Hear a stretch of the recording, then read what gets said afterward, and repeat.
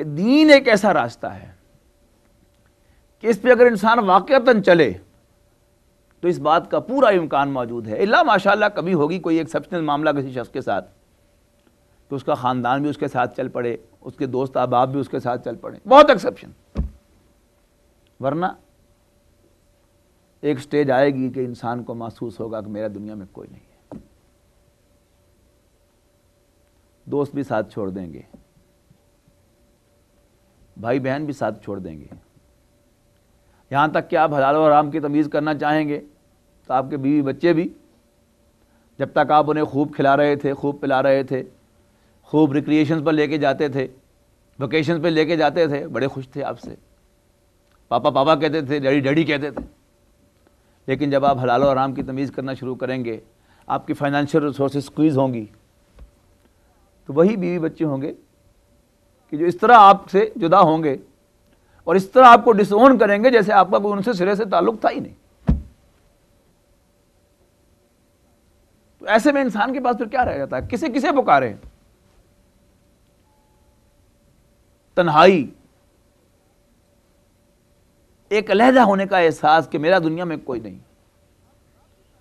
اس میں اگر انسان کا اللہ کے ساتھ ذاتی تعلق مضبوط نہ ہو، ایک ہے صرف فارمل تعلق، ہم مسلمان ہیں، اللہ کے ماننے والے ہیں، ہم مسلمان ہیں، ہم حضور صلی اللہ علیہ وسلم کے ماننے والے ہیں، ہم مسلمان ہیں، ہماری مقدس کتاب قرآن ہے، ایک ہے کہ قرآن میری ضرورت ہے، میں کدھر جاؤں، کسے پکاروں، کسے آواز دوں؟ کوئی آواز نہیں، کوئی ایسا نہیں ہے جو میری آواز کو سنے، کوئی ایسا نہیں جو میرا ساتھ دے سوائے اللہ کے۔ اس میں انسان کبھی تنہائی میں اللہ کو پکارے، کبھی آپ کو احساس ہو زندگی میں، کبھی انسان زندگی میں کبھی ٹھکرایا جائے، ہی فیلز ہرٹ، اس وقت کبھی ٹرائی کیجئے اس کو کہ جب دنیا میں آپ کا کوئی قریب ترین دوست، ساتھی، بھائی، بہن جس سے آپ کو بڑی توقعات ہوں، کبھی وہ بھی آپ کے دل کو ہرٹ کرتا ہے، تو اس وقت کبھی آ کے کھول کے قرآن مجید پڑھیے، اس کو اللہ کا کلام سمجھ کے، بالکل اسی طرح جیسے میں نے بار بار آپ کو مثال دی ہے کہ انسان خط پڑھتا ہے اپنے بچوں کے نکال کے، بیوی کے نکال کے، والدین کے نکال کے، just for the sake of having a sense of belonging, تو دین پر چلیں گے تو وہ سینس آف بلونگنگ بھی ختم ہو جائے گا، پھر کسے پکارے؟ پھر اس وقت کبھی پکاریے گا آپ اللہ کو، قرآن پڑھیے گا اس لحاظ سے، یا نماز کے لیے کھڑے ہو جائیے اور پھر اس میں پکاریے گا الحمدللہ رب العالمین، اس وقت جو آپ کو یہ کلمہ ادا کرنے میں مزہ آئے گا کہ الحمدللہ رب العالمین، سارا شکر اللہ رب العالمین کا ہے، اور ایاک نعبد و ایاک نستعین، اے اللہ ہم تیرے بندے ہیں، تجھی سے مدد مانگتے ہیں، یا کوئی اور سہارا بتا دے، مالک ہمارا تو ہے، بتا کس کے پاس جائیں؟ تو ہمیں مارے گا بھی پھر بھی آئیں گے تیرے پاس ہی۔ اس کی بڑی ٹپیکل ہے کہ ماں کبھی بچے کی پٹائی کرتی ہے نا، باپ پٹائی کرتا ہے تو ماں کے پاس جاتا ہے وہ، لیکن ماں پٹائی کرتی ہے تو پھر جاتا ماں کے پاس ہی، تو اس کو آپ یعنی 1000 10,000 دفعہ ملٹیپلائی کر رہے تو اللہ کا وہ معاملہ ہے کہ اللہ تعالیٰ ہم بڑے گناہ گار ہیں، احساس ہوتا ہے کہ ہم کیا ہیں، کچھ نہیں ہیں، لیکن اس سب کے باوجود کہ اللہ تعالیٰ جو ہے وہ ہماری گوشمالی کرے، ہمیں مارے، ہمیں سزا دے، لیکن پھر بھی ہمارے پاس اور کوئی جگہ ہے نہیں کہ جہاں ہم جائیں سوا اللہ کے۔ تو وہ جو علامہ اقبال نے اپنی اس نظم میں، جس کے کل بھی 2-3 اشعار کوٹ کیے تھے میں نے، 2 اشعار، آج اس کا ایک تیسرا شعر سنا رہا ہوں آپ کو، بلکہ اس شعر کا ایک حصہ بیان بھی ہوا تھا کہ تو بچا بچا کے نہ رکھے سے تیرا آئینہ ہے وہ آئینہ، کہ شکستہ ہو تو عزیز تر ہے نگاہ آئینہ ساز میں، یعنی انسان ہر طرف سے پٹ رہا ہو، مار کھا رہا ہو، وہ جو اس صورت کا اصل تھیم ہے جس کی طرف پھر بات اب جو ہے مڑے گی، کہتا کیا تم یہ سمجھتے ہو کہ یوں ہی چھوڑ دیے جاؤ گے، آزمائے نہیں جاؤ گے؟ کیا مومنوں نے یہ خیال، لوگوں نے یہ سمجھا ہے کہ یہ کہنے کے بعد کہ ہم اللہ پر ایمان لائے یوں ہی چھوڑ دیے جائیں گے، آزمائے نہیں جائیں گے؟ وَلَقَدْ فَتَنَّ الَّذِينَ مِن قَبْلِهِمْ، ہم نے تو خوب آزمایا ان کو جو پہلے ہو گزرے، تاکہ ہم جانیں کہ سچے کون ہیں، جھوٹے کون ہیں۔ تو آزمائش آئے گی اللہ کی طرف سے، لیکن اس وقت جب انسان جو ہے وہ ہرٹ ہو کسی طرف سے، بلکہ ہر طرف سے، اور اس دنیا میں اسے تنہائی کا احساس ہو، اس کا دل واقعی یہ مان رہا ہو کہ اس کا دنیا میں کوئی نہیں، تو اصل میں اللہ اسی وقت آتا ہے انسان کے دل میں۔ وہ جو خواجہ عزیز الحسن مجذوب رحمۃ اللہ علیہ کا شعر آپ کو میں نے پہلے بھی سنایا تھا کہ ہر تمنا دل سے رخصت ہو گئی، اب تو آجا، اب تو خلوت ہو گئی۔ یا تو یہ ہے کہ انسان خود ہی اللہ تعالیٰ کے لیے ہر چیز کو قربان کر کے اور کسی اور تمنا کو اپنے دل میں نہ رکھے، یہ تو ہے بڑا اونچا مقام کہ انسان خود اپنے دل کو خالی کرے اللہ کی محبت کے لیے، لیکن اللہ تعالیٰ ایسے حالات خود ہی پیدا کر دے تو پھر اس موقع کو ضائع نہیں ہونے دینا چاہیے۔ اگر انسان اس وقت کسی گیپ کو فل نہیں کرے گا تو پھر یا خودکشی کرے گا، یا اس کا نروس بریک ڈاؤن ہوگا، اور یا اگر وہ شیطان کے ہتھے چڑھ گیا تو اس کو کسی اور ہی راستے پر ڈال دے گا۔ لیکن that is a golden opportunity, کبھی اس کو ضائع نہ کیجیے۔ کبھی دل دکھے تو اس وقت ذرا وضو کر کے اس وقت اللہ کے حضور کھڑے ہو جائیے، اور جتنا قرآن مجید یاد ہے نوافل کے اندر ترتیب ادھر ادھر بھی ہو جائے، جان بوجھ کر نہ کیجیے تو بھی کچھ نہیں ہوتا۔ اور ایک آیت جو ہے وہ پہلے سپارے سے آپ کو یاد ہے وہ پڑھ لیجئے، ایک چوتھے سے یاد ہے وہ پڑھ لیجئے، پھر ایک چھٹے سے یاد ہے وہ پڑھ لیجئے، پھر آخری پارے کی سورۃ الضحیٰ سے آپ کو صورتیں یاد ہیں تو وہ پڑھ دیجئے، لیکن کنسنٹریٹ کیجئے کہ نماز کے اندر قرآن پڑھنا ہے اور اپنے رب سے ہم کلام ہونا ہے، تو واقعی آپ کو فیل ہوگا کہ آج واقعی اللہ سے ملاقات ہوئی۔ اور وہ جو غم ہے انسان کو کہ مجھے میرے معاشرے نے دھتکار دیا، میرے بیوی بچوں نے چھوڑ دیا، میرے ماں باپ نے مجھے چھٹکار دیا، لیکن نہیں میں اکیلا نہیں ہوں، ان معی ربی سیہدین، بے شک میرا رب میرے ساتھ ہے اور وہ میری رہنمائی کرے گا، وہ فیلنگ انشاءاللہ آپ کو ملے گی۔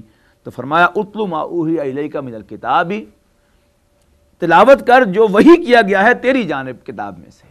اب یہاں نوٹ کیجئے کہ یہ واحد کے صیغے میں حضور صلی اللہ علیہ وسلم سے خطاب ہے۔ اب حضور کے لیے جو قرآن رہنمائی ہے تو اس سے 100 گنا زیادہ جو ہمارے لیے رہنمائی ہوگا۔ حضور صلی اللہ علیہ وسلم کے لیے یہ قرآن مجید ذریعہ ہے کنسولیشن کا، حضور صلی اللہ علیہ وسلم کو یہ قرآن مجید ذریعہ ہے رحمت کا، حضور صلی اللہ علیہ وسلم کے لیے قرآن ذریعہ ہے ان کے دل کو ثبات دلانے کا، دل کو جمانے کا، تو ہمارے لیے تو وہ 1000 گنا کروڑ گنا زیادہ یہ ذریعہ بنے گا ثبات کا۔ اس کے بعد خاص طور پر کہا واقم الصلاۃ، اور نماز قائم کرو۔ یاد رکھیے گا نماز اور بندہ مومن، ہم سورہ مومنون پڑھ کے آئے ہیں، سورہ مومنون کی ابتدائی آیات میں اول بھی نماز آخر بھی نماز۔ ایک بندہ مومن کو، ایک مسلمان مرد کو تو نماز کسی حالت میں معاف ہے ہی،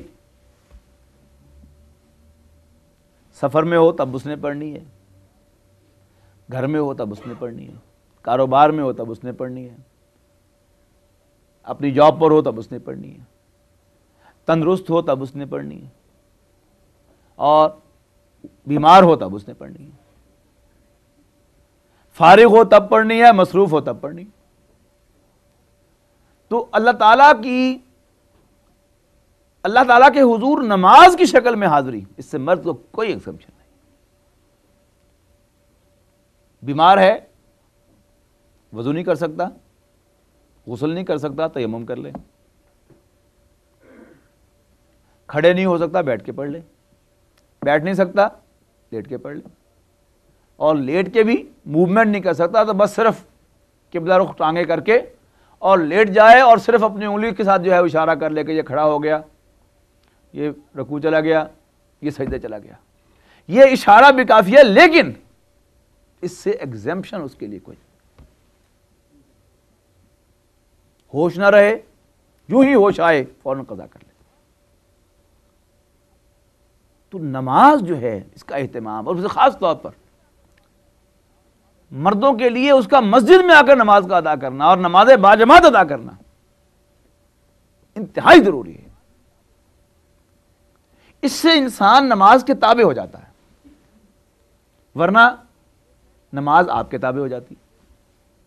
یعنی ایک ہے کہ آپ جب فارغ ہوں گے تو نماز پڑھ لیں گے، اور خواہ اپنے آپ کو بے وقوف بنانے کے لیے باجماعت نماز ہی کیوں نہ پڑھ لیں گھر کے اندر. مسجد کس لیے بنی ہے؟ اس لیے بنی ہے کہ مسلمان وہاں چل کے آئیں. حضور صلی اللہ علیہ وسلم کا وہ فرمان کہ ایک مرتبہ آپ نے فرمایا، کچھ لوگوں کے بارے میں نوٹ کیا کہ وہ نماز پڑھنے کے لیے مسجد میں نہیں آئے، مدینے میں موجود ہیں. آپ نے فرمایا میرا جی چاہتا ہے کہ میں اپنے مصلی پر اپنی جگہ کسی اور کو کھڑا کر دوں نماز پڑھانے کے لیے، اور میں جا کر ان لوگوں کے گھر جلا دوں کہ جو گھروں میں بیٹھے ہیں اور مسجد میں نماز پڑھنے کے لیے نہیں آئے. تو اہتمام میں جو مسجد کا ٹائم ٹیبل ہے، مسجد کی اذان، مسجد کا ٹائم ٹیبل، اس کو فالو کرتے ہوئے مسجد میں آنا نماز پڑھنے کے لیے، اس سے انسان کے روحانیت جو پیدا ہوتی ہے انسان کے اندر، یاد رکھیے گا گھر کے اندر نماز پڑھنے سے وہ کبھی پیدا نہیں. گھر میں نوافل پڑھیے، طویل نوافل پڑھیے، چھپ کر پڑھیے، تنہائی میں پڑھیے، خوب گھنٹے گھنٹے کا سجدہ کیجئے، بے شک 2 گھنٹے قیام کیجئے، بے شک کون روکتا ہے آپ کو. لیکن فرض نماز مسجد کے اندر باجماعت آ کر. تو ارشاد ہوا اتلو ما اوحی الیک. یہاں یاد کر لیجئے ریفرنس کے طور پر، کاؤنٹر ریفرنس دے لیجئے سورہ کہف کا 4تھا رکوع. وَاتْلُ مَا أُوحِیَ إِلَيْكَ مِنْ كِتَابِ رَبِّكَ لَا مُبَدِّلَ لِكَلِمَاتِهِ وَلَن تَجِدَ مِن دُونِهِ مُلْتَحَدًا. بات اور واضح ہو جائے گی، پڑھ نکال کے دیکھ لیجئے اس کو. اور تلاوت کر جو نازل کیا گیا ہے تیرے رب کی جانب سے کتاب میں سے، وَأَقِمِ الصَّلَاةَ وَاتْلُ مَا أُوحِیَ إِلَيْكَ مِن كِتَابِ رَبِّكَ لَا مُبَدِّلَ لِكَلِمَاتِهِ. کوئی تیرے رب کے کلمات کو بدلنے والا نہیں. وَلَن تَجِدَ مِن دُونِهِ مُلْتَحَدًا. اور تم اس کے سوا اور کوئی پناہ گاہ نہیں پاؤ گے. یعنی وہی بات جو میں نے عرض کی نا کہ جب انسان دھتکار دیا جائے ہر طرف سے، ہی از ہرٹ فرام ایوری سائڈ، پھر اس کو کوئی اور پناہ گاہ اس کے لیے نہیں ہے سوائے اپنے رب کے، اور اپنے رب کے پاس جانے کا ذریعہ، اپنے رب سے ملنے کا ذریعہ، اس کی پروٹیکشن لینے کا ذریعہ کیا ہے؟ قرآن مجید کی تلاوت. اتل ما اوحی الیک من کتاب ربک واقم الصلاۃ. اور نماز قائم کر، ان الصلاۃ تنہی عن الفحشاء والمنکر. بے شک نماز روکتی ہے ہر قسم کی بے حیائی اور برے کام سے. اور یہ انسان کو نماز باجماعت روکتی ہے. اور یہ نماز بڑا انسان کا بر وقت نماز کا ادا کرنا، یہ انسان کو بہت سی برائیوں سے روک دیتا ہے. بہت سی لغویات ہیں، بیکار چیزیں ہیں، انہی کے اندر بے حیائی بھی ہوتی ہے. اب ٹی وی دیکھ رہے ہیں بیٹھے ہوئے، بھائی خبریں بڑی اہم آ رہی ہیں، میں نے دیکھنا ہے، فلاں چیز دیکھنی ہے، فلاں خبر دیکھنی ہے. اب نماز کا ٹائم مسجد میں ہو گیا تو لیو اٹ، آ جاؤ بھاگ کے مسجد. تو وہ جو تسلسل ٹوٹے گا آپ کا اس لفظ کے اندر، جو آپ کی انوالومنٹ تھی، جو انہماک تھا آپ کا، کہ بالکل آپ اس میں کھپ کے بیٹھے ہوئے تھے، ایک دم آپ اٹھے نماز کے لیے کہ اللہ نے بلایا ہے، میں ذرا حاضری دے آؤں، تو اس سے آپ کا تسلسل ٹوٹ گیا. بھائی جاب میں جانا ہوتا ہے تو آپ کتنی ہی امپورٹنٹ نیوز کیوں نہ ہو جاتے ہیں کہ نہیں جو چھوڑ کے، اسی طرح چھوڑیے نماز کے لیے بھی. تو آپ سے، آپ بے حیائی سے اور منکر سے اللہ تعالیٰ آپ کے لیے بچنے کا سامان پیدا کر دے گا. ان الصلاۃ تنہی، بے شک نماز روکتی ہے، عن الفحشاء والمنکر، بے حیائی اور برائی سے، ولذکر اللہ اکبر، اور اللہ کی یاد سب سے بڑی شے ہے. دل میں اللہ کی یاد، یعنی اللہ کی یاد اصل میں کیا ہے؟ دل میں اللہ کو حاضر کر لینا. استحضار اللہ فی القلب، دل میں اللہ کو حاضر کر لینا، اپنے دل کو اللہ کی یاد سے معمور کر لینا، بھر لینا. زبان سے ذکر جو ہے یہ تو اس اللہ کی یاد دل میں پیدا کرنے کا ذریعہ ہے.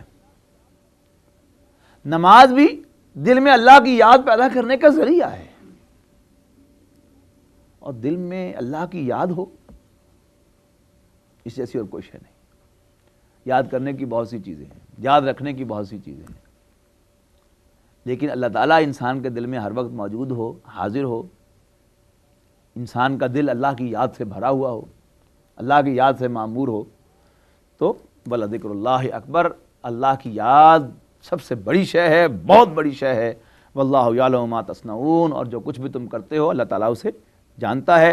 وَلَا تُجَادِلُوا أَهْلَ الْكِتَابِ إِلَّا بِالَّتِي هِيَ أَحْسَنُ، اور مت جھگڑو اہل کتاب سے مگر عمدہ طریقے سے۔ إِلَّا الَّذِينَ ظَلَمُوا مِنْهُمْ، سوائے ان کے کہ جو زیادتی کریں ان میں سے۔ وَقُولُوا آمَنَّا بِالَّذِي أُنزِلَ إِلَيْنَا، تو آپ کہیے کہ ہم تو ایمان رکھتے ہیں اس پر جو اللہ نے جو ہم پر نازل کیا گیا، وَأُنزِلَ إِلَيْكُمْ، جو تم پر نازل کیا گیا، وَإِلَٰهُنَا وَإِلَٰهُكُمْ وَاحِدٌ، اور ہمارا اور تمہارا معبود ایک ہی ہے۔ وَنَحْنُ لَهُ مُسْلِمُونَ، اور ہم تو اس کے فرمانبردار ہیں۔ وَكَذَلِكَ أَنزَلْنَا إِلَيْكَ الْكِتَابَ، اور اسی طرح ہم نے اے نبی صلی اللہ علیہ وسلم آپ پر کتاب نازل فرمائی ہے۔ فَالَّذِينَ آتَيْنَاهُمُ الْكِتَابَ يُؤْمِنُونَ بِهِ، پس وہ لوگ جنہیں ہم نے کتاب عطا کی وہ اس پر ایمان رکھتے ہیں۔ وَمِنْ هَؤُلَاءِ مَن يُؤْمِنُ بِهِ، اور ان میں سے وہ بھی ہیں کہ جو ایمان رکھتے ہیں، اور ان میں سے بھی وہ ہیں جو ایمان رکھتے ہیں۔ وَمَا يَجْحَدُ بِآيَاتِنَا إِلَّا الْكَافِرُونَ، اور ہماری آیات کا انکار نہیں کرتے مگر ناشکرے اور کافر۔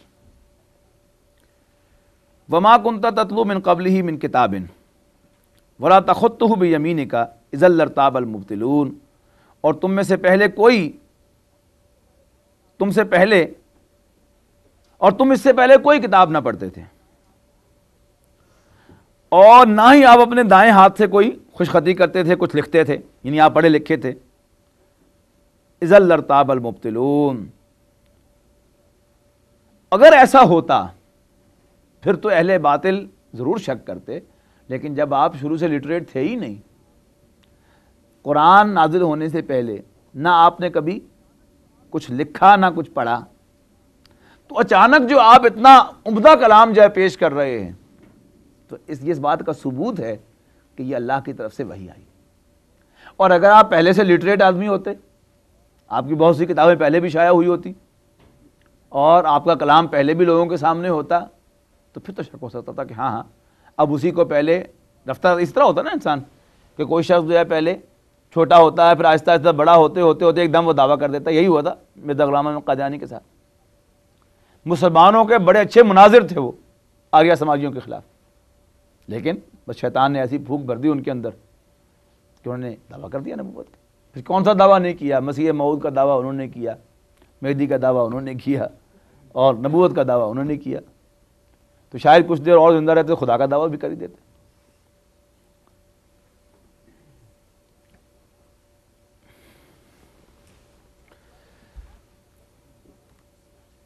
تو ارشاد ہوا کہ وما کنت تتلو من قبلہ من کتاب، کہ اس سے قبل نہ تو آپ کوئی کتاب پڑھتے تھے، ولا تخطہ بیمینک، نہ اپنے دائیں ہاتھ سے لکھتے تھے۔ اذا لارتاب المبطلون، اگر ایسا ہوتا تو اہل باطل ضرور شک کرتے، انہیں کو حق ہوتا شک کرنے کا۔ بل ہوا آیات بینات فی صدور الذین اوتوا العلم، بلکہ یہ تو واضح آیات ہیں ان لوگوں کے دلوں میں جو علم والے ہیں۔ وما یجحد بآیاتنا الا الظالمون، اور ہماری آیات کا انکار نہیں کرتے مگر انتہائی ظالم لوگ۔ وقالوا، اور کہتے ہیں، لولا انزل علیہ آیات من ربہ، اور کہتے ہیں کہ کیوں نازل نہ ہوئی اس پر اس کے رب کی جانب سے نشانیاں۔ قل انما الآیات عند اللہ، کہو کہ بے شک نشانیاں تو اللہ کے پاس ہیں۔ وانما انا نذیر مبین، اور بے شک میں تو ایک وضاحت کے ساتھ خبردار کر دینے والا۔ اولم یکفہم انا انزلنا الیک الکتاب یتلی علیہم، کیا ان کے لیے کافی نہیں ہے کہ ہم نے نازل فرمائی ہے ان کی طرف ایک کتاب، یتلی علیہم، جو ان پر تلاوت کی جاتی ہے۔ ان فی ذلک لرحمہ، ان فی ذلک لرحمۃ وذکری لقوم یؤمنون، بے شک وہ تو رحمت ہے اور یاد دہانی اور نصیحت ہے ماننے والوں کے لیے۔ قل کفی باللہ بینی و بینکم شہیدا، کہو کہ اللہ کافی ہے میرے اور تمہارے درمیان گواہ۔ یعلم ما فی السماوات والارض، وہ جانتا ہے جو کچھ آسمانوں میں ہے اور جو زمین میں۔ والذین آمنوا بالباطل، اور وہ لوگ جو ایمان لاتے ہیں باطل پر، وکفروا باللہ اور انکار کرتے ہیں اللہ کا، اولئک هم الخاسرون تو یہی نقصان اٹھانے والے ہیں۔ وَيَسْتَعْجِلُونَكَ بِالْعَذَابِ اور یہ جلدی بچاتے ہیں عذاب میں، وَلَوْلَا أَجَلٌ مُّسَمًّى لَجَاءَهُمُ الْعَذَابُ اور اگر ایک وقت طے نہ پا چکا ہوتا تو آ جاتا ان پر عذاب، وَلَا يَأْتِيَنَّهُمْ بَغْتَةً اور وہ ان پر اچانک آ جائے گا، وَهُمْ لَا يَشْعُرُونَ اور انہیں کوئی شعور نہ ہوگا۔ یستعجلونک بالعذاب اور جلدی مچاتے ہیں عذاب میں، عذاب کے لیے، وَإِنَّ جَهَنَّمَ لَمُحِيطَةٌ بِالْكَافِرِينَ اور بے شک جہنم تو کافروں کا احاطہ کیے ہوئے۔ یوم یغشاہم العذاب من فوقہم ومن تحت ارجلہم جس دن ڈھانپ لے گا ان کو عذاب ان کے اوپر سے اور ان کے پاؤں کے نیچے سے، اور اللہ ان سے فرمائے گا وَيَقُولُوا ذُوقُوا مَا كُنتُمْ تَعْمَلُونَ چکھو اپنی کرتوتوں کا مزہ۔ یا عبادی الذین آمنوا ان ارضی واسعہ فإیایا فاعبدون میرے بندو جو ایمان لائے ہو، اے میرے وہ بندو جو ایمان لائے ہو، ان ارضی واسعہ بے شک میری زمین وسیع ہے، فإیایا فاعبدون تو تم میری ہی عبادت کرنا، میرے ہی بندے بن کے رہنا۔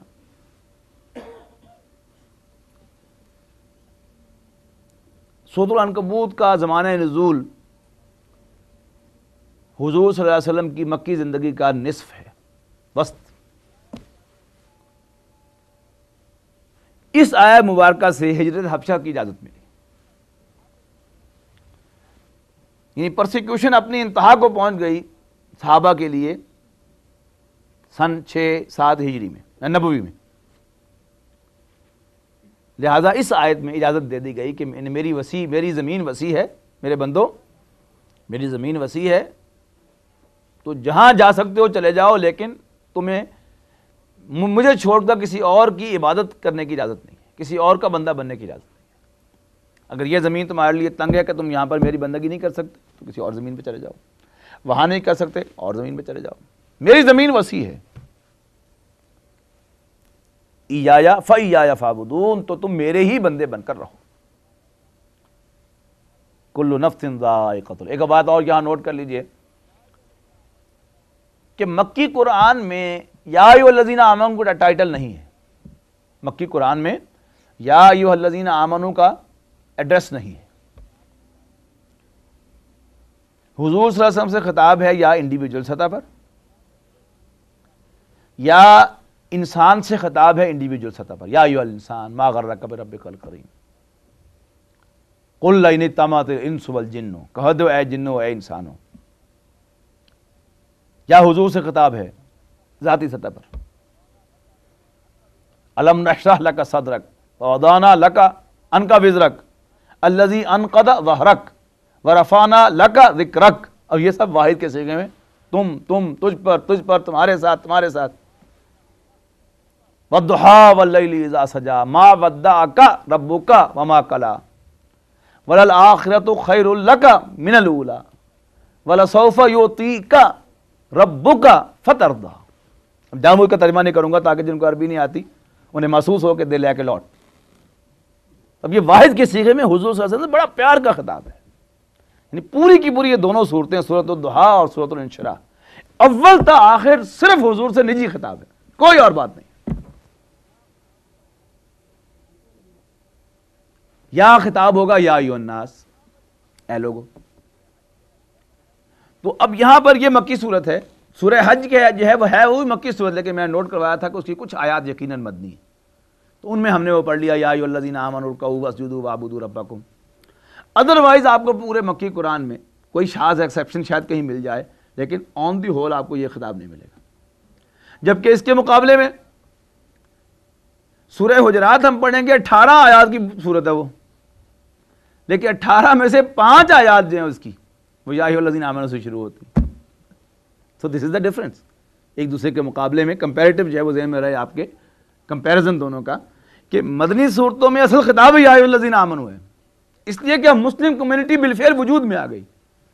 یعنی ایک تھا کہ کچھ مسلمان موجود تھے، وہ تو مکے میں بھی تھے، لیکن مسلم کمیونٹی وجود میں نہیں آئی تھی۔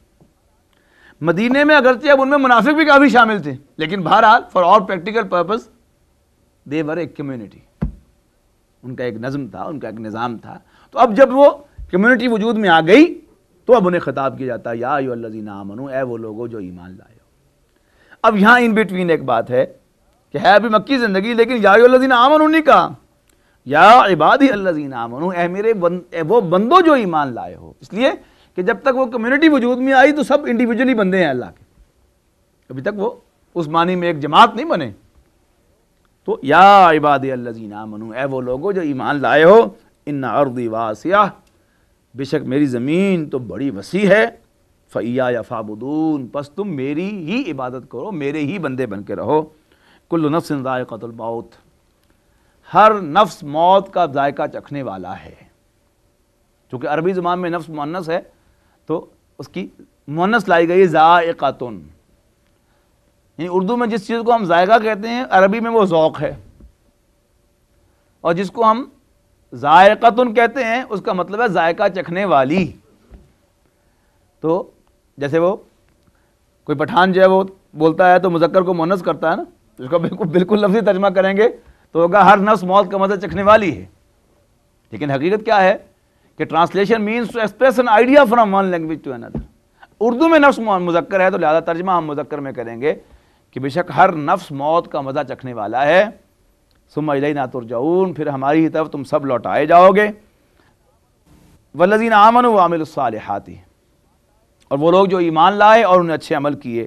لنبوئنہم من الجنۃ غرفا تجری من تحتہا الانہار خالدین فیہا، تو ہم ان کو جگہ دیں گے جنت میں، ایسے بالا خانوں میں، ایسے محلات میں، ایسے کمروں میں، ایسے اپارٹمنٹس میں، تجری من تحتہا الانہار، کہ جن کے نیچے نہریں بہتی ہوں گی، خالدین فیہا، ان میں ہمیشہ ہمیشہ رہیں گے. نعم اجر العاملین، تو بہت عمدہ اجر ہے عمل کرنے والوں کا. اللہم ربنا اجعلنا منہم. الذین صبروا وعلی ربہم یتوکلون، یہ کون لوگ ہیں؟ یہ اہل ایمان جن کا ذکر ہو رہا ہے، جن کو اتنے انعامات ملیں گے، جن کے لیے اللہ تعالیٰ نے تیار کر رکھے ہیں ایسے خوبصورت گھر، فلی فرنشڈ، اور نیچے نہریں بہہ رہی ہیں، اور ارد گرد جو ہے وہ گارڈنز ہیں اس کے. یہ کون لوگ ہیں؟ الذین صبروا، وہ لوگ جنہوں نے صبر کیا. وعلی ربہم یتوکلون، اور وہ اپنے رب پر بھروسہ کرتے ہیں، یعنی مالک مان کر اس پر بھروسہ کرتے ہیں. اب اس سے انسان کو اللہ پر بھروسہ کرنے سے کون سی چیز روکتی ہے؟ کیوں انسان بھروسہ نہیں کرتا؟ جی ون تھنگ از دس. دوسری بات یہ ہے کہ انسان کو جو یہ بے یقینی ہے اللہ پر، وہی بات کہ نظر نہیں آتا تو یقین نہیں آتا. لیکن اس معنی میں تو اپنے رب کو چڑیا نے بھی نہیں دیکھا اور چونٹی نے بھی نہیں دیکھا، لیکن اب اللہ تعالیٰ اس کی مثال دے رہا ہے. وَكَأَيٍّ مِّن دَابَّةٍ لَا تَحْمِلُ رِزْقَهَا، اور کتنے ہی جاندار ہیں جو اپنا رزق اٹھائے نہیں پھرتے. حضرت مسیح علیہ الصلوۃ والسلام کا بڑا خوبصورت جملہ ہے بائبل کے اندر. تم جنگل کی چڑیوں کو نہیں دیکھتے؟ صبح خالی پیٹ گھر سے نکلتی ہیں، لیکن ان کا رب انہیں کھلا پلا کر شام کو واپس لاتا ہے. وہ ذخیرہ نہیں کرتی، اللہ پر بھروسہ ہے کہ اللہ دے گا. اب یہ بھروسہ اللہ پر انسان کو کئی گنا زیادہ ہونا چاہیے، اس لیے کہ اشرف المخلوقات ہے. لیکن بدقسمتی کی بات یہ ہے کہ باقی مخلوقات اللہ پر بھروسہ کرتی ہیں، لیکن انسان اللہ پر بھروسہ نہیں کرتا. تو ارشاد ہوا وَكَأَيٍّ مِّن دَابَّةٍ لَا تَحْمِلُ رِزْقَهَا، کتنے ہی جاندار ہیں کہ جو اپنا رزق اٹھائے نہیں پھرتے. اللہ یرزقها وإیاکم، اللہ ان کو بھی رزق دیتا ہے اور تمہیں بھی رزق دیتا ہے. یا فعل مضارع ہے، مستقبل میں بھی ترجمہ ہو سکتا ہے. زمانہ مستقبل میں اللہ یرزقها وإیاکم، اللہ ان کو بھی رزق دے گا اور تمہیں بھی رزق دے گا، گھبراؤ نہیں. وَهُوَ السَّمِيعُ الْعَلِيمُ، اور وہ سب کچھ سننے والا، سب کچھ جاننے والا ہے. وَلَئِنْ سَأَلْتَهُم مَّنْ خَلَقَ السَّمَاوَاتِ وَالْأَرْضَ، اور اگر تم ان سے پوچھو ان کفار سے کہ کس نے پیدا کیا آسمانوں اور زمین کو، وَسَخَّرَ الشَّمْسَ وَالْقَمَرَ، اور کس نے مسخر کیا سورج اور چاند کو، لَيَقُولُنَّ اللَّهُ، تو ضرور کہیں گے کہ اللہ ہی نے، فَأَنَّىٰ يُؤْفَكُونَ، پھر کہاں الٹے جاتے ہیں، کہاں بہکے پھرتے ہیں۔ اللہ یبسط الرزق لمن یشاء من عبادہ ویقدر له، اور اللہ ہی ہے کہ جو اپنے بندوں میں سے جس کا چاہتا ہے رزق کشادہ کر دیتا ہے، اور جس کو چاہتا ہے اس کو ناپ تول کر دیتا ہے، یعنی اس کا رزق تنگ کر دیتا ہے۔ ان اللہ بکل شیء علیم، اور بے شک اللہ تعالیٰ ہر چیز کا علم رکھنے والا ہے۔ وَلَئِن سَأَلْتَهُم مَّن نَّزَّلَ مِنَ السَّمَاءِ مَاءً، اور اگر تم ان سے پوچھو گے کہ آسمان سے پانی کس نے نازل کیا، فَأَحْيَا بِهِ الْأَرْضَ بَعْدَ مَوْتِهَا، کہ پھر اس کے ذریعے سے موت کو، زمین کو اس کے مر جانے کے بعد دوبارہ زندہ کر دیا، لَيَقُولُنَّ اللَّهُ، تو لازماً کہیں گے کہ اللہ ہی نے۔ قُلِ الْحَمْدُ لِلَّهِ، تو ان کے جواب میں پھر تم کہہ دو کہ سارا شکر اللہ ہی کا ہے۔ بل اکثرهم لا يعقلون، لیکن اکثر لوگ عقل سے کام نہیں لیتے۔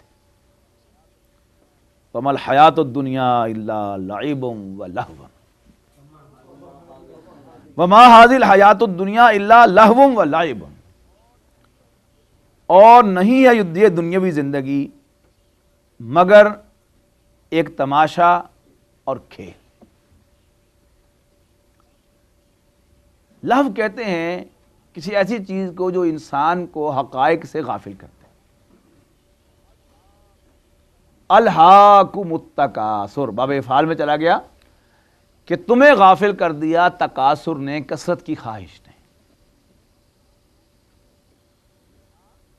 تو الہا کسی کو غافل کر دینا، لہو وہ شے کہ جو انسان کو حقائق سے غافل کرتے۔ ریکریشن کا تصور، بیسیکلی جدید جو بھی کلچر ہے اس میں ریکریشن کا تصور، انجوائمنٹ کا تصور، پھر وہ بڑھتے بڑھتے پھر اب اس کے لیے اس کی جو بھی گاڑی فارم جو فن، اور وہ پھر اس میں انتہا پر پہنچ گیا کہ کسی وہ کیا اسے آپ کہتے ہیں کہ جو تیز میوزک سنتے ہیں، جو بھی بڑا ہوتا ہے کہ وہ مسلسل سن کے اتنا سنو کہ اور کوئی کان میں پڑی آواز جو سنائی نہ دے، اور اسی میں مر بھی جاتے ہیں۔ وہ کیا ہے کہ یہ دنیا جو ہے اتنی پریشان کن ہے کہ جو انسان جو اس سے فرار چاہتا ہے، غفلت چاہتا ہے کہ کوئی ایسی شے ہے کہ جو اسے حقائق سے دور کرتے۔ یہ سارا کا سارا جو سسٹم جو ہے وہ ترتیب دیا گیا ہے کہ یہ 100 چینلز جو ہیں وہ ٹی وی کے، اور یورپ کے اندر شاید 150 چینل جو ہیں وہ مل جاتے ہیں۔ شاید کیا ہے کہ انسان جو ہے دو ہی کام کرے صرف، یا تو وہ کولو کے بیل کی طرح محنت مزدوری کرے، اور جب اس سے فارغ ہو کر آئے تو اس کو کوئی اتنا وقت نہ ملے کہ 2 منٹ کے لیے وہ چین سے بیٹھ کر ذرا اپنے آپ کے بارے میں غور و فکر کر لے کہ میں کون ہوں، کیا کرنے آیا ہوں، کہاں سے آیا ہوں، کہاں جا رہا ہوں، میرا مستقبل کیا ہے۔ بس 5 دن جو ہے وہ تو کولو کے بیل کی طرح کام کرو، اور پھر 2 دن جو ہے وہ ریکریشن میں لگا دو، انجوائمنٹ میں لگا دو، اور ان 5 دنوں میں بھی 10 گھنٹے جو ہے وہ تو آنے جانے کے اور کام کے ہو جائیں، اور جب تک پوری طرح نیند تمہیں آ کر جو ہے وہ بچھاڑ نہ لے تو ٹی وی کے سامنے بیٹھے رہو۔ یہ کیا ہے؟ غافل کر دینے والی شے، انجوائے کرو اس کو۔ جبکہ ہمارا دین یہ چاہتا ہے، ہمارا رب ہم سے یہ چاہتا ہے کہ ہم کچھ غور و فکر کریں۔ تو اس دنیا کو کہا گیا، 2 چیزیں اس کے بارے میں کہی گئی کہ وما هذه الحیات الدنیا الا لہو ولعب، اور نہیں ہے یہ دنیاوی زندگی مگر ایک لہو، غافل کر دینے والی شے، اور ایک کھیل۔ اب دنیا کیسے غافل کرتی ہے انسان کو کہ اس کے اندر اتنی اٹریکشنز ہیں، جو ہم سورہ کہف میں تفصیل کے ساتھ پڑھ کر آئے کہ اس میں اتنی اٹریکشن ہے، یا سورہ آل عمران کی آیت نمبر 14 میں دیکھ کے آئے، کشش کہ انسان کو پوری طرح ابزورب کر لیتی ہے اپنے اندر، اور اس کے رب کی طرف نہیں دیکھنے دیتی۔ سورہ کہف کا جو مرکزی تھیم تھا اس کو تو بالکل یعنی ذہنوں میں اس طرح بٹھا لیں آپ کہ اس کو دو چیزیں ایک دوسرے کے پیرلل لائی گئی ہیں، رب اور کائنات. کیا فحسب الذین کفروا ان یتخذوا عبادی من دونی اولیاء. اور آخری آیت فمن کان یرجو لقاء ربہ فلیعمل عملا صالحا ولا یشرک بعبادۃ ربہ احدا. یعنی اس کائنات کی انا جعلنا ما علی الارض زینۃ اللہ، اس زمین پر جو کچھ ہے ہم نے اس کے لیے بڑا پرکشش بنا دیا ہے. وہ کشش جو انسان کو غافل کر دیتی ہے. بال بچوں کی فکر ہے، گھر بار کی فکر ہے، اس دنیا میں بہتر سے بہتر پوزیشن کی، اسٹیٹس کی وہ فکر ہے، اور پھر اس میں پھر اور جو غفلت کی چیزیں ہیں، اٹریکشن کی چیزیں ہیں جن میں انسان کو بڑی دلچسپی محسوس ہوتی ہے، وہ دیکھتے رہو. اب ٹی وی کا بھی باپ آ گیا کمپیوٹر.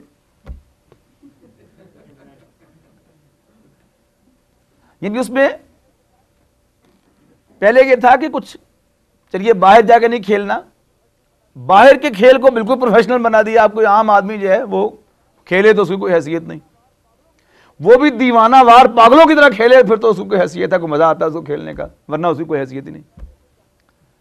اور پہلے کوئی گھر میں دو دوست، دو بھائی بیٹھ کے کوئی لوڈو کھیل لیتے تھے، کوئی تاش کھیل لیا چار آدمیوں نے مل کے بیٹھ کے، اگرچہ اس میں بھی یعنی الہا تھا. وہ بھی جب اتنا خبر سوار ہو گیا تھا تو آپ نے دیکھا ہوگا کہ اب تو زمانہ بدل گیا. اب بھی جو تاش کے شوقین لوگ ہوتے ہیں وہ ہفتہ ہفتہ دو دو تین تین چار چار دن مسلسل تاش کھیلتے تھے. بس پان دیتے رہو انہیں، سگریٹ دیتے رہو اور چائے دیتے رہو، یہ تین چیزیں ان کو وہاں سپلائی کرتے رہو بورڈ کے اوپر. تو جو کیرم کے شوقین ہیں وہ صبح شام دن رات کیرم کھیلتے رہیں گے، جو تاش کے شوقین ہیں وہ تاش کھیلتے رہیں گے. ہاں جی، اس طرح جو شطرنج کے شوقین ہیں وہ شطرنج کھیلتے رہیں گے. لیکن چلیے اب کمپیوٹر نے آ کے کہا کہ نہیں، کسی دوست کے ساتھ کھیلنے کی ضرورت ہے، میرے ساتھ کھیل لو. یعنی گھر میں چار آدمی موجود بھی ہوں تو جو تنہا کر دیا اس کمپیوٹر نے آ کے. پہلے ٹیلی ویژن نے کیا تھا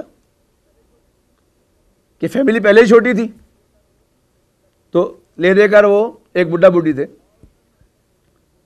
اور اس میں بھی وہ خاتون خانہ جو ہے وہ کچن میں کام کر رہی ہے تو صاحب بہادر جو ہے پاؤں یوں پھیلائے ہوئے انہوں نے کرسی کے اوپر، وہ ریموٹ کنٹرول ہاتھ میں ہے اور ٹک ٹک کرتے چلے جا رہے ہیں، اور مسلسل جب تک پوری طرح نیند نہیں آ گئی وہ ٹی وی دیکھتے جا رہے ہیں.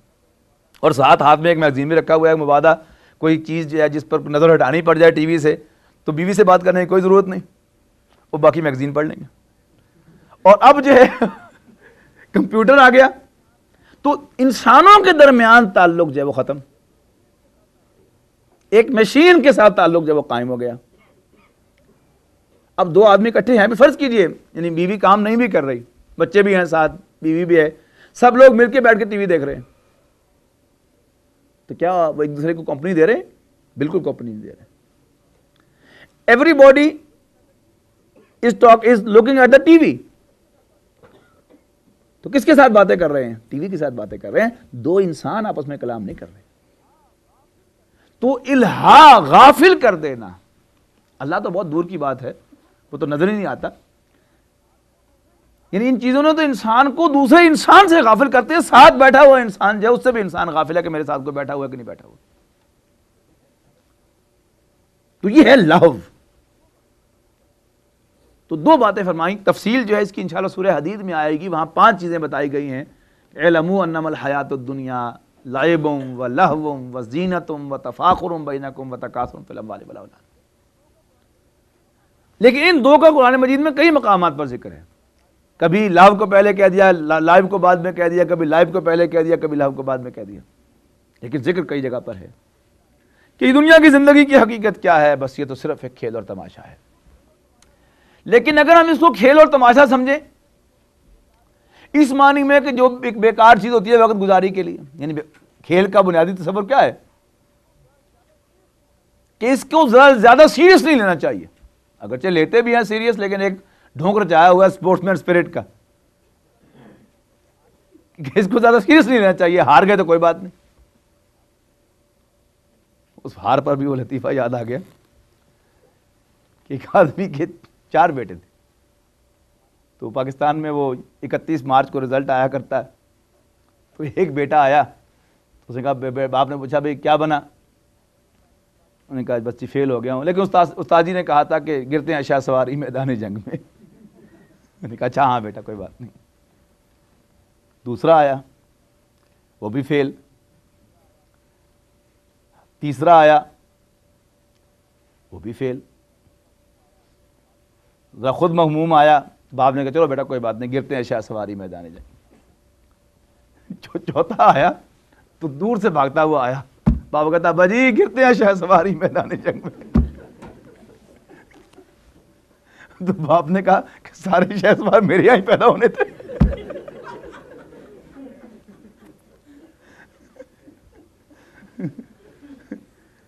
تو کھیل کا وہ تصور، یہ تو کہنے کی بات ہی ہے کہ اسپورٹس مین اسپرٹ ہو، اصل اس کا تھیم کیا ہے؟ اسپورٹس کا، کھیل کا ریلیکس کرنا اور وقت گزاری کرنا۔ جب قرآن مجید خود پازیٹیولی یہ بات کہتا ہے کہ یہ دنیا جو ہے کھیل اور تماشا ہے، تو اس معنی میں یہ زندگی جو ہے یہ کھیل تماشا نہیں ہے۔ الدنیا مزرعۃ الآخرہ، حضور صلی اللہ علیہ وسلم نے ارشاد فرمایا کہ دنیا آخرت کی کھیتی ہے، جو یہاں بو دو گے وہی وہاں پر کاٹ لو گے۔ تو یہ تو پھر بڑی امپورٹنٹ ہوئی ہے، کہاں کھیل رہ گیا؟ تو یہ پھر کس معنی میں کھیل اور تماشا ہے؟ اگر آپ اس کھیل کو ایکٹ پلے سے تعبیر کریں تو پھر یہ ایک قریب کی مثال بنتی ہے کہ جس طرح کسی ڈرامے میں، کسی مووی میں ایک ہوتی ہے کہانی اور اس کے کردار، کہ جو دیکھنے والوں کو نظر آتے ہیں کہ ایک شخص جو ہے وہ بادشاہ بنا ہوا ہے، تاج پہنا ہوا ہے اس نے، اور 50-60 آدمی جو ہے ہٹو بچو اس کے لیے کر رہے ہیں، اور کچھ جو ہے اس کی وہ چولی چک جو ہے وہ پیچھے اس کی وہ جھولی اٹھائے وہ چل رہے ہیں۔ لیکن ایک دوسرا شخص جو اسی مووی کے اندر وہ مار کھا رہا ہے، پٹ رہا ہے، ظلم و تشدد کا نشانہ بن رہا ہے، لیکن اب دیکھنے والوں کے لیے امپریسو کردار کون سا ہے؟ بادشاہ کا، اور بڑا ہی قابل رحم، قابل ترس، اور جس کو دیکھ کر وہ پناہ مانگے اللہ کی، وہ کردار کون سا ہے؟ وہ مظلوم کا ہے۔ لیکن ان ایکٹرز کے لیے جو وہ کردار ادا کر رہے ہیں، ان کے لیے اہم وہ ظاہری کردار نہیں ہے، بلکہ وہ پیمنٹ ہے جو ان کو ملنے والی ہے اس ایکٹنگ کی نتیجے میں، کہ تمہیں جو کردار دیا گیا تھا اس فلم میں ادا کرنے کے لیے، تم نے وہ کردار کیسا ادا کیا۔ یعنی ممکن ہے کہ ایک شخص جو فقیر کا کردار ادا کر رہا تھا، مظلوم کا کردار ادا کر رہا تھا، وہ اپنے اس کردار کو جو اسے ڈائریکٹر نے دیا ہو اس کو اتنی عمدہ طریقے سے ادا کرے کہ وہ $10 ملین جو ہے اس سے لے جائے اس کردار کو ادا کرنے کے لیے، اور جس کو بادشاہ بنایا گیا ہو اس کو ڈائریکٹر جو یہی کہا کہ ڈرخا دے چلتا تو تصویر آ گئی تمہاری، ٹھیک ہے نا؟ جو فلم میں ایکسٹراز ہوتے ہیں ان کو کہاں پیجز ملتی ہیں؟ تو اس معنی میں یہ زندگی جو ہے یہ واقعی کھیل تماشا ہے، لیکن دیکھنے والوں کے لیے کھیل تماشا کہ کوئی یہاں پر بادشاہ بنا ہوا ہے، کوئی یہاں پر پٹ رہا ہے، کسی کے پاس کسی کے کتوں کو کھانے کے لیے بھی اتنا کچھ مل رہا ہے جو دوسرے کے اپنے بچے جو ہیں ان کو کھانوں کو نہیں مل رہا۔ اب یہ یہاں پر جو نظر آتی ہیں چیزیں، لیکن اللہ جس حال میں بھی تمہیں پیدا کر دے، گیون سچویشن میں اپنے اس کردار کو آسن طریقے سے ادا کرنا، یہ کیا ہے؟ یہ کامیابی کا اصل راز ہے۔ تو ارشاد ہوا وما حاضل حیات الدنیا، اور نہیں ہے یہ دنیاوی زندگی الا لہو و لعب، مگر ایک تماشا اور کھیل، وَإِنَّ الدَّارَ الْآخِرَةَ لَهِيَ الْحَيَوَانُ۔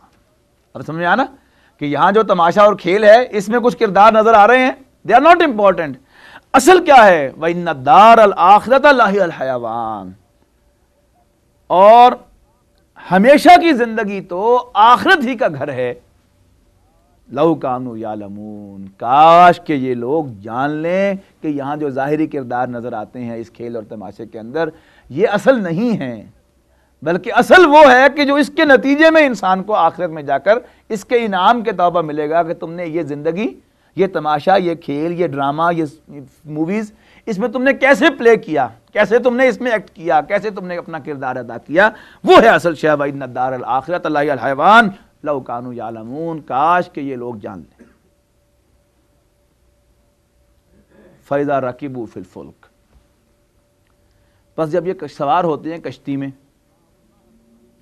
دعوا اللہ مخلصین لہ الدین، تو اللہ کو پکارتے ہیں اپنے دین کو اسی کے لیے خالص کرتے ہوئے۔ فلما نجاہم الی البر، پھر جب اللہ تعالیٰ ان کو نجات دے دیتا ہے اور خشکی پہ لے آتا ہے نجات دے کر اس طوفان سے، اذا ہم یشرکون، تو پھر اس کا شرک کرنے لگتے ہیں، اس کے ساتھ شریک بنانے لگتے ہیں۔ لیکفروا بما آتیناہم، تاکہ ناشکری کریں اس کی جو کچھ ہم نے ان کو عطا کیا، ولیتمتعوا، اور تاکہ وہ اور فائدہ اٹھائیں دنیا سے، فسوف یعلمون، پس قریب انہیں معلوم ہو جائے گا، وہ جان لیں گے۔ اولم یروا انا جعلنا حرما آمنا،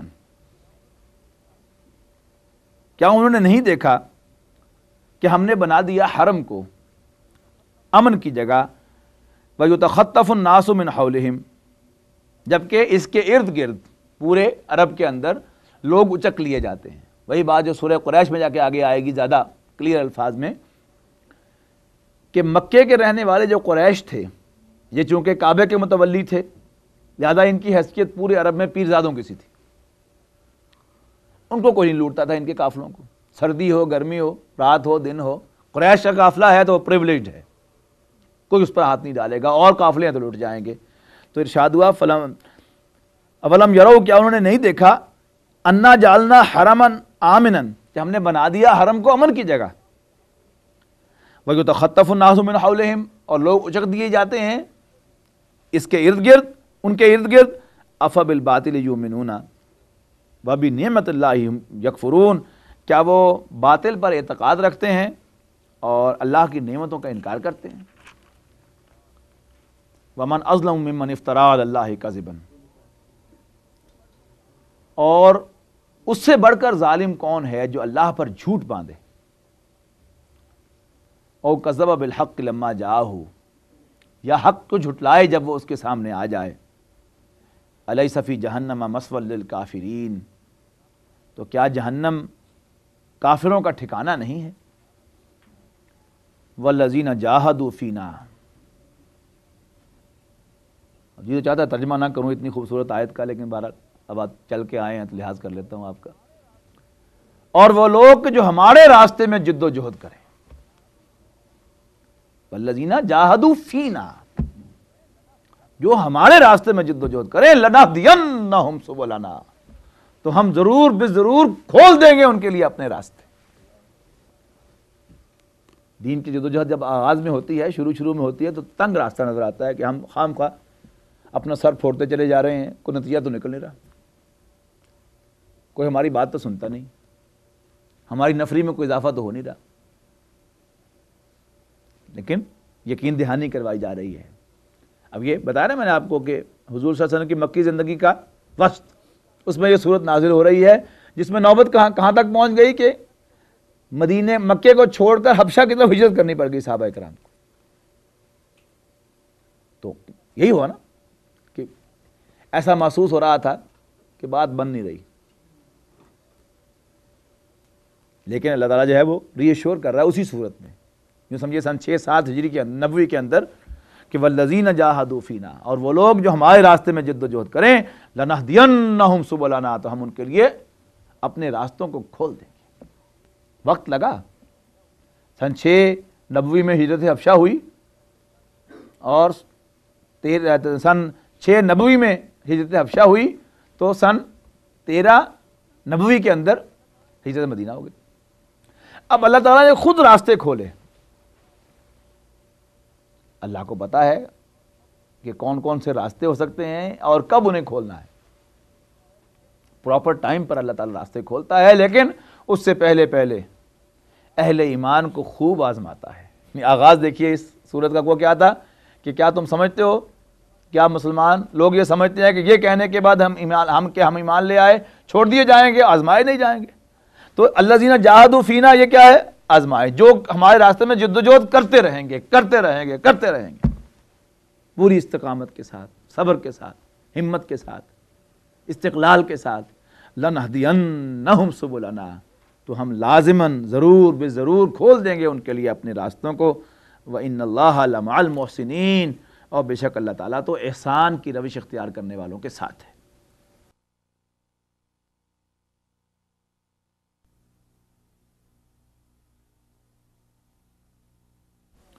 بسم اللہ الرحمن الرحیم، الف لام میم، غلبت الروم، جی رومی مغلوب ہو گئے، فی ادنی الارض، نزدیک کی سرزمین میں، وہم من بعد غلبہم سیغلبون، اور مغلوب ہونے کے بعد ان قریب وہ غالب ہوں گے، فی بضع سنین، چند ہی سالوں میں، للہ الامر من قبل و من بعد، اللہ ہی کا حکم چلتا ہے پہلے بھی اور اب بھی، بعد میں بھی، وَيَوْمَئِذٍ يَفْرَحُ الْمُؤْمِنُونَ، اور اس دن مومن خوش ہوں گے، بنصر اللہ، اللہ کی مدد سے، يَنْصُرُ مَن يَشَاءُ، اللہ تعالیٰ جس کی چاہتا ہے مدد فرماتا ہے، وَهُوَ الْعَزِيزُ الرَّحِيمُ، اور وہ بالا دست رحم فرمانے والا ہے۔ جیسے آج سے کچھ سال قبل تک دنیا میں 2 سپر پاورز تھیں، رشیا، USSR اور USA، تو مختلف علاقوں میں جو اس کے زیر نگی تھے یا اس کے زیر نگی تھے، کچھ نہ کچھ پینڈولم گھومتا تھا کہ کبھی کوئی ملک جو ہے جو پہلے ان کا زیر اثر تھا وہ کبھی امریکہ کے زیر اثر آ جاتا تھا، اور کبھی جو ملک امریکہ کے زیر اثر تھا وہ ان کے زیر اثر چلا جاتا تھا۔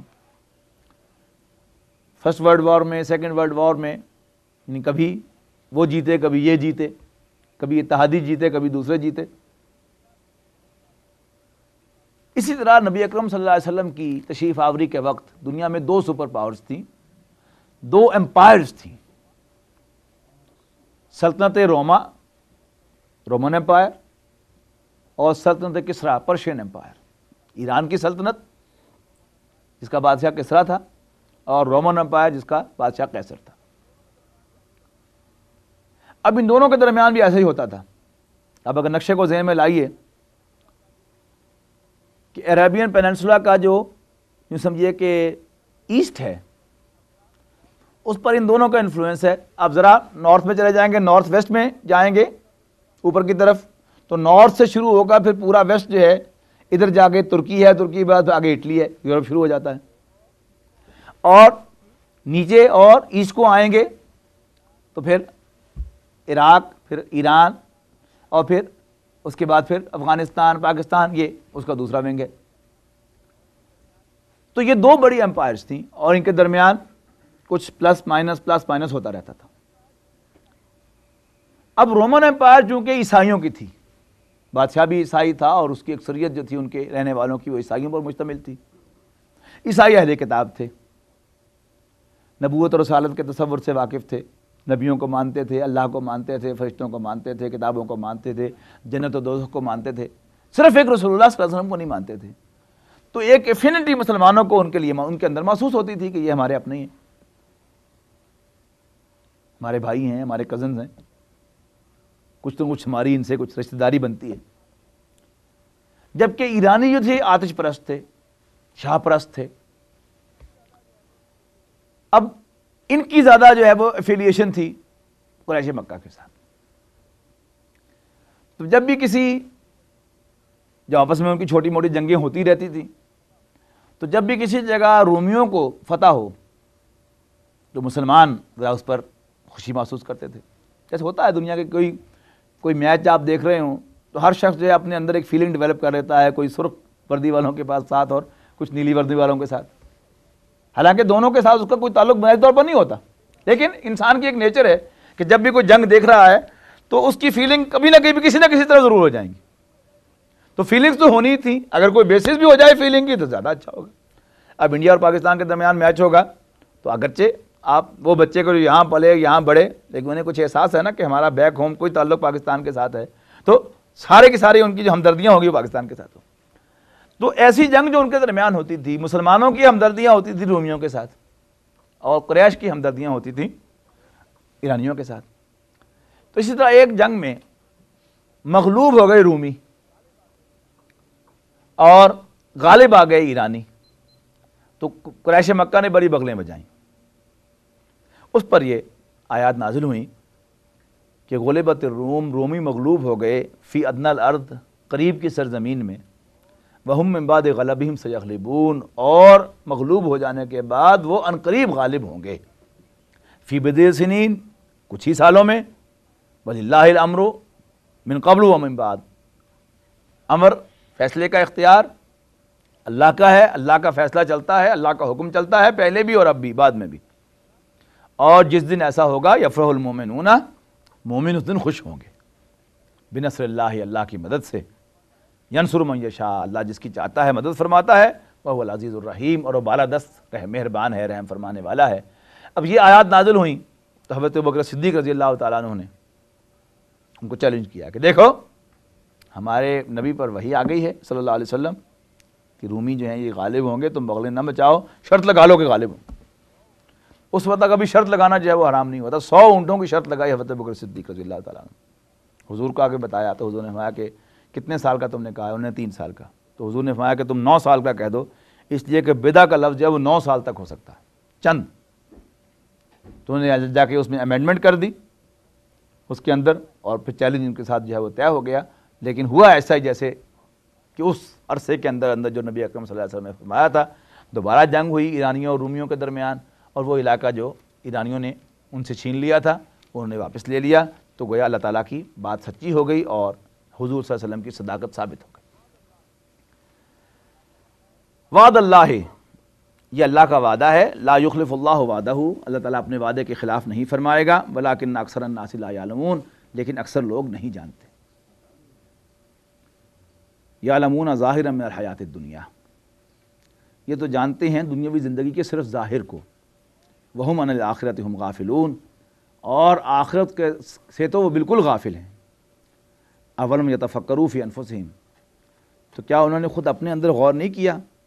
ما خلق اللہ السماوات والارض وما بینہما الا بالحق واجل مسمى، جو کچھ اللہ نے پیدا فرمایا ہے آسمانوں اور زمین میں، جو اللہ نے پیدا فرمائے ہیں آسمان اور زمین، اور جو کچھ پیدا فرمایا ہے ان دونوں کے درمیان، مگر حق کے ساتھ، واجل مسمى، اور ایک وقت معین تک.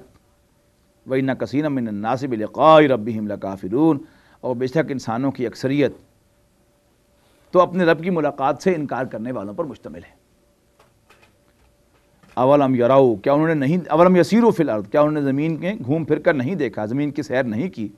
فینظروا، کہ وہ دیکھتے، کیف کان عاقبۃ الذین من قبلہم، کہ ان کے پہلے جو لوگ ہو گزرے ہیں ان کا کیا انجام ہوا.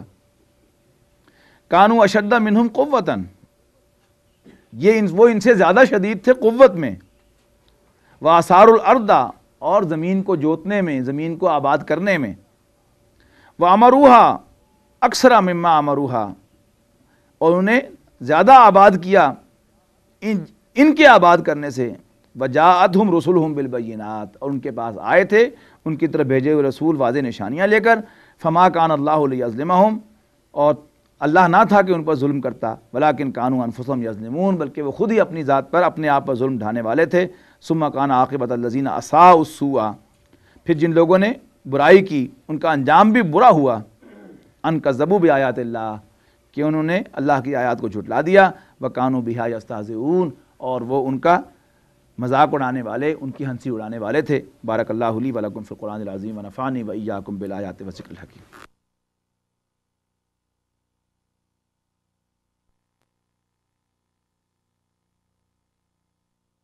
اعوذ باللہ من الشیطان الرجیم، بسم اللہ الرحمن الرحیم. اللہ یبدأ الخلق ثم یعیدہ ثم الیہ ترجعون. صدق اللہ العظیم. مجھے ڈاکٹر امجد نے یاد دلایا ہے کہ یہ جو فتح ہوئی تھی رومیوں کو یہ بالکل اسی وقت ہوئی تھی جب مسلمانوں کو بدر میں اللہ تعالیٰ نے فتح عطا کی تھی۔ تو یہ دوہری خوشی کا سامان وہاں پیدا ہوا تھا مسلمانوں کے لیے، اور دوہرے غم کا مقام تھا اس وقت مشرکین مکہ کے لیے۔ تو ارشاد ہوا اللہ یبدأ الخلق ثم یعیدہ ثم الیہ ترجعون، اللہ ہی پہلی بار پیدا کرتا ہے، پھر وہی دہرائے گا، پھر اسی کی طرف تم لوٹائے جاؤ گے۔ وَيَوْمَ تَقُومُ السَّاعَةُ يُبْلِسُ الْمُجْرِمُونَ، اور جس دن قیامت قائم ہوگی مجرم مایوس ہو جائیں گے۔ وَلَمْ يَكُنْ لَهُم مِّن شُرَكَائِهِمْ شُفَعَاءُ وَكَانُوا بِشُرَكَائِهِمْ كَافِرِينَ، اور جس دن قیامت برپا ہوگی مجرم نا امید ہو جائیں گے۔ وَلَمْ يَكُنْ لَهُم مِّن شُرَكَائِهِمْ شُفَعَاءُ وَكَانُوا بِشُرَكَائِهِمْ كَافِرِينَ،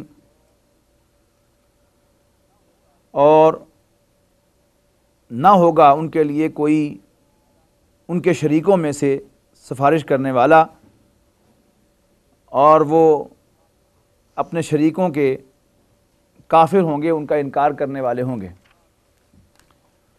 وَيَوْمَ تَقُومُ السَّاعَةُ، اور جس روز قیامت قائم ہوگی، ساعت قائم ہوگی، یومئذ یتفرقون، اس روز وہ ایک دوسرے سے جدا جدا ہو جائیں گے۔ فَأَمَّا الَّذِينَ آمَنُوا وَعَمِلُوا الصَّالِحَاتِ فَهُمْ فِي رَوْضَةٍ يُحْبَرُونَ، بس وہ لوگ جو ایمان لائے اور انہیں اچھے عمل کیے وہ بہشت کے باغ میں ہوں گے انتہائی خوشحال۔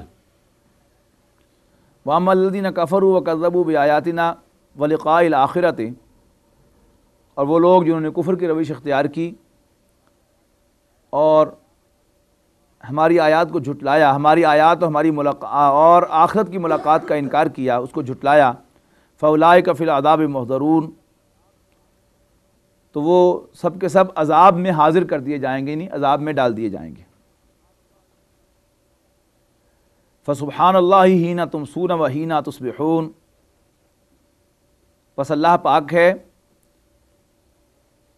جس وقت تم شام کو اور صبح کے وقت اس کی تسبیح کرتے ہو۔ وَلَهُ الْحَمْدُ فِي السَّمَاوَاتِ وَالْأَرْضِ، اور اسی کا ہے سارا شکر آسمانوں اور زمین میں۔ وَعَشِيًّا وَحِینَ تُظْہِرُونَ، اور عشاء کے وقت اور جب تم پر دوپہر ہوتی ہے، یعنی صبح اور شام کا ذکر اوپر کی آیت میں آ گیا 17ویں آیت میں، اور 19ویں آیت میں 18ویں آیت کے اندر ذکر آ گیا عشاء اور ظہر کا۔ یخرج الحی من المیت، وہی نکالتا ہے زندہ کو مردہ سے۔ ویخرج المیت من الحی، اور نکالتا ہے مردہ کو زندہ سے۔ ویحیی الارض بعد موتها، اور زمین کو زندہ کرتا ہے اس کی موت کے بعد۔ وکذالک تخرجون، اور اسی طرح تم نکالے جاؤ گے۔